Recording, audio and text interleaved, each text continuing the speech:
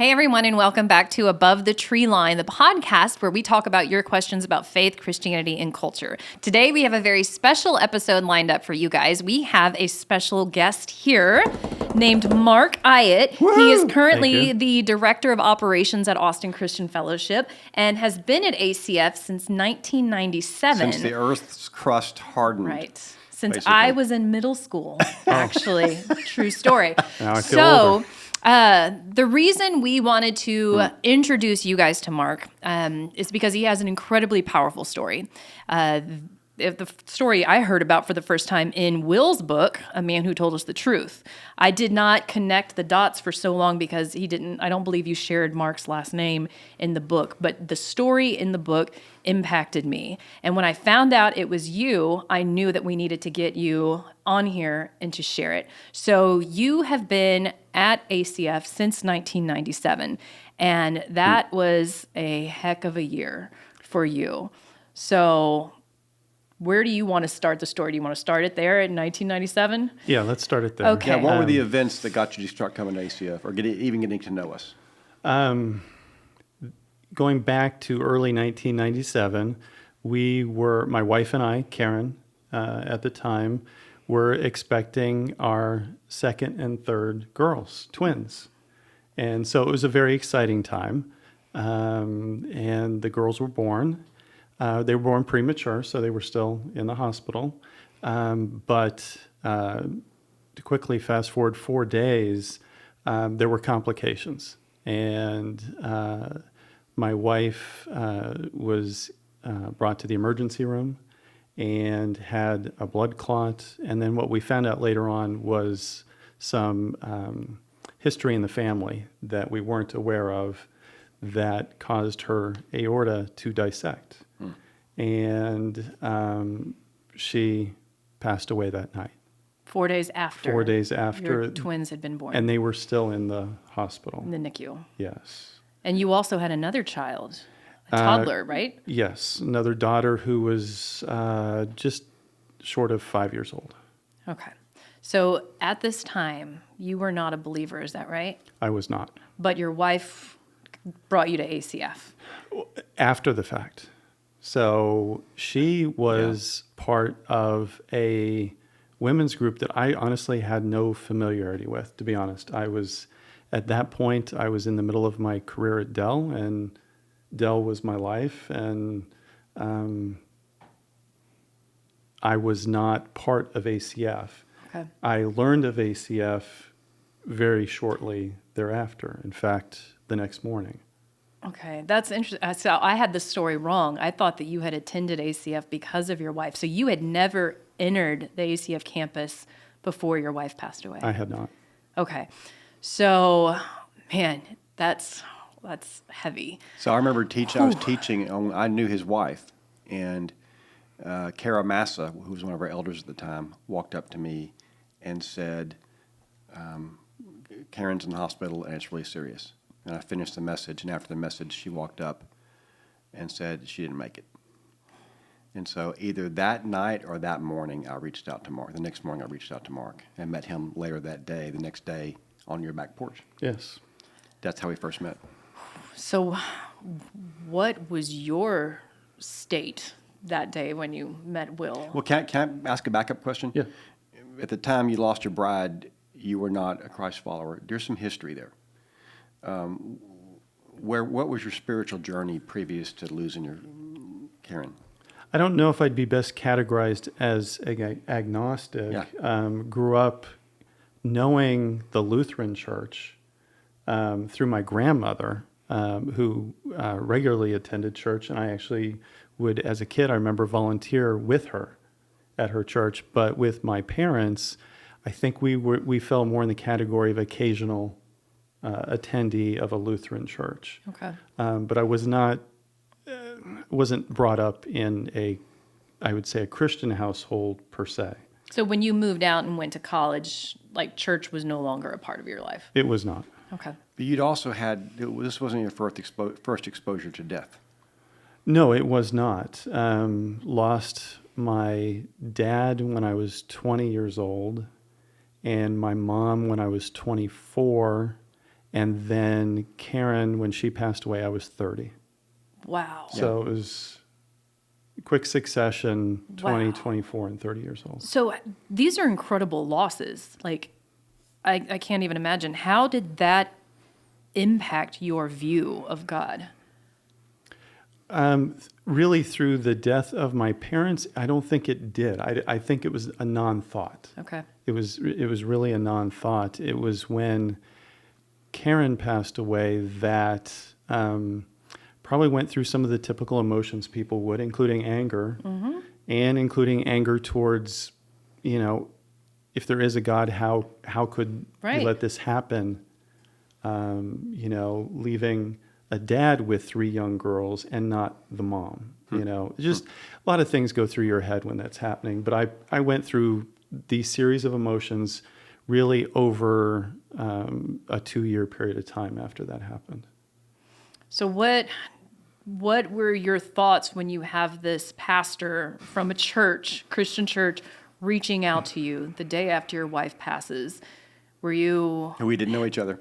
Were you hesitant to He thought, step that is a into this? good-looking man walking on my porch. So he thought, wow, I'm so blessed to have, no. That that's was not the what he first thought. That was the first thought. yeah. No, not at all.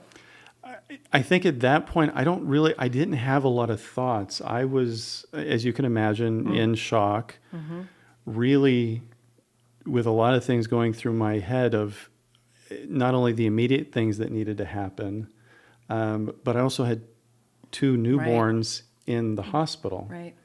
And so there was not a lot of time to give thought to who I was talking to or what I was doing. It was more, I had a long list of things to do, and I'm a checklist person, task person, so I got a list of things to do, get it done.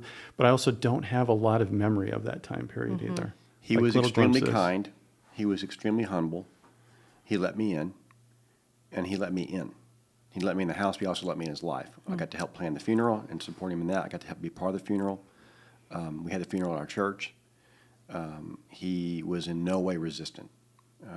He needed the help, but welcomed it, and was completely gracious to us who were wanting to overwhelm this man and his children with love, and these are all strangers. These were his wife's friends, not his friends. Right. Yeah. Were you aware of his? No. Okay. I his think beliefs or I think anything? we had a discussion about that day maybe, but I became aware later, eventually, that where he was, and I learned about some of the losses he'd had. So to he even talk to us in the church world was amazing to me. So I'd like both of you to weigh in on this, your perception versus your perception. What was ACF's role in Mark's life after this loss? Oh, I'll go first. Please. But immediately, so even very shortly after meeting Will for the first time, I don't remember the exact time frame, but one of the girls came home fairly soon, and then the other was maybe a week later. And so I started a process, because they weren't even 5 pounds yet when they came home, that I had a nightly routine of getting them to bed, waking one up, feeding them because they needed to be fed throughout the night to gain weight, get her to sleep, wake up the other, get her to sleep after feeding her, and then starting that cycle every 2 hours. And you're doing this all on your own. I am at that time. Okay. But very quickly I met a lot of ACFers that did jump into my life, and I probably wasn't ready for it. But I like to do things myself, always have, and some of that is the life that I had is I had to take care of things. Very hard for me to ask for help, and so it was good for me looking back at it that I wasn't asking; they were just doing. Right. I had people at the house. I had people holding babies, feeding People you didn't babies. know. Did not know. Like kind of forcing their love on you. Yes. Okay. Yes. And so, I guess in some ways I was open to it because honestly, it seemed like an impossible task in front of me. At that moment, at that time, did not have family in town, and later that year, my sister moved her family, who they just had their first baby, out to help, and that was a huge blessing. But until then, and even after then, just had this group of people I did not know that were friends of my wife's that stepped in and, again, did everything from helping take care of the house, the babies, getting me out of the house. So it was quick, and it was I was surrounded very quickly. Okay. So that sounds like ACF. That sounds like something we would do. It sounds like something I would do. Be like, okay, we're just going to take you in and we're going to help you. We're going to love you and we're going to serve you.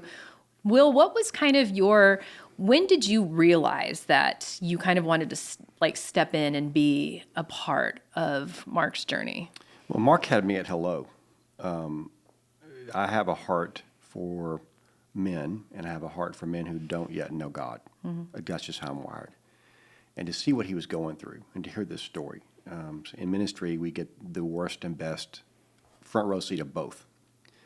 And so to walk on that back porch and see this man sitting there with his 3 babies and no bride and no yet faith, I mean, he had me. I'm like, okay, I'm in for the long haul. I had nothing to do with the care. That was the church. That was small groups. That was people he became friends with. I think the stars of the show were those girls. It was like, we love Mark, but the babies, wow, right? And so it was like this, we're not going away. It was a heartbreaking story, and I think that kind of moves you to compassion. But I didn't organize any of that. I didn't orchestrate any of that. I was like, I kept hearing about it and going, that's cool. He was the guy I was interested in. And we started this ritual of going to Thundercloud Subs in the Arboretum, I don't know, once a year, twice a year, maybe, wasn't very often. And I prayed for him.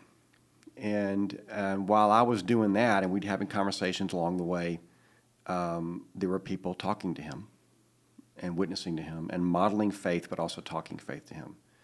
So it was just a slow process. But my whole role and my whole goal, and if you told me, then he'd be on our staff, we'd be doing a podcast about this, I was like, that's pretty cool. That's up there in the miracle level. But I really just had a heart for him and what he was going through and where he was and where he was going. So that was my attraction. Mark, were you ever, you have all these Christians talking to you about faith. Were you ever resistant, like tired of hearing about this good God? Yes. Yeah, absolutely. I think there were periods of time for the first 2 years, I had a lot of ups and a lot of downs. I made a lot of mistakes. I frankly was a jerk to people at times. I was, thankfully I don't remember a lot of it, but there were definitely, I made more mistakes probably in those 2 years than I'd made, at any other period in my life.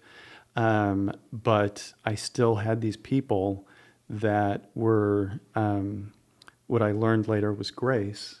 They were just showing me a ton of grace and forgiving me when I was not being a good person at times. And I think it was that persistence. But it still took, you would think that day that Karen died was my low point. It was not. That would happen, within the next couple of years, because I was not handling things as well as I would have wanted to. No, understandably so. So you hit your low point about 2 years later. At what point did you kind of surrender and say, okay, God, you win? There was a night, I don't remember what exactly had happened earlier that day, but I was on my bed and I was just crying. Obviously my way of doing things was not working. It wasn't good for my family. It wasn't good for my friends. And that was the moment I gave up and said, all right, God, you're in control. This is, I no longer have control. Please take control.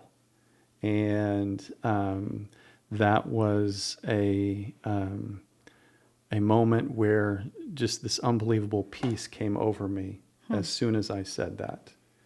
And was that 4 years out?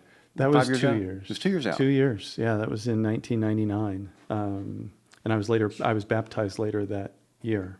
In 99. In August of 99. But it took me, again, a couple years of struggling and asking a lot of questions of Will and other people, not getting the answers I wanted to hear, and learning to accept that maybe I wasn't going to get the answers that I wanted.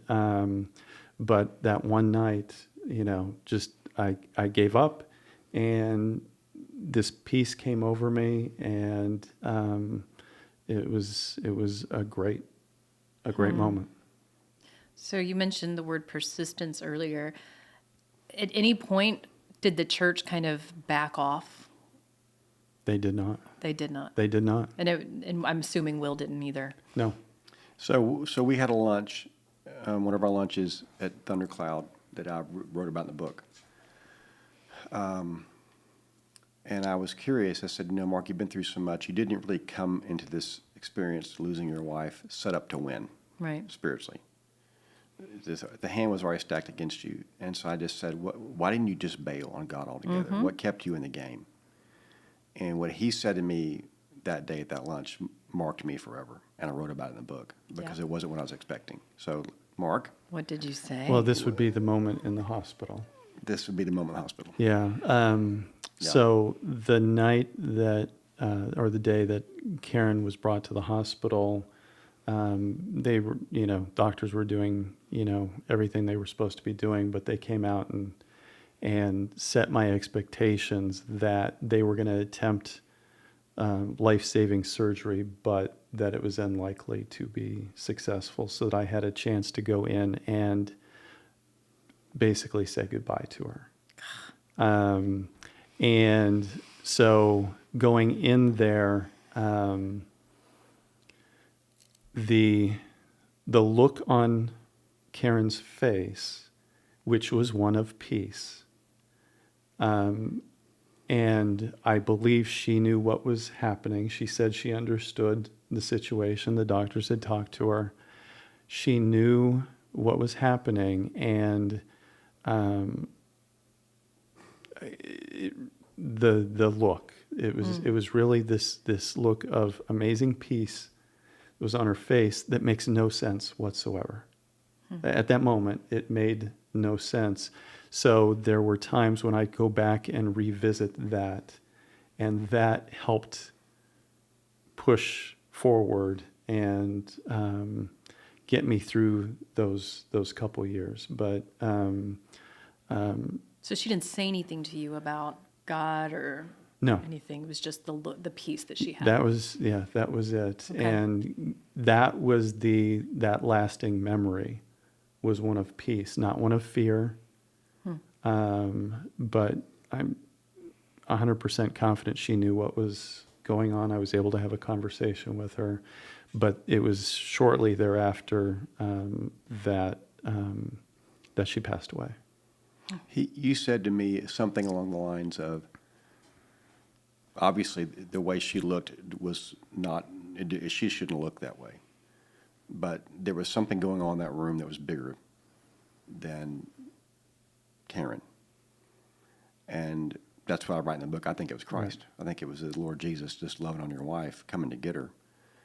And that's what you walked into. There was a movement in that room that he walked into that he couldn't write off. And that's why she was so peaceful. She was facing her death, and he was with her. And he walked right in the middle of that thing. And it never left him.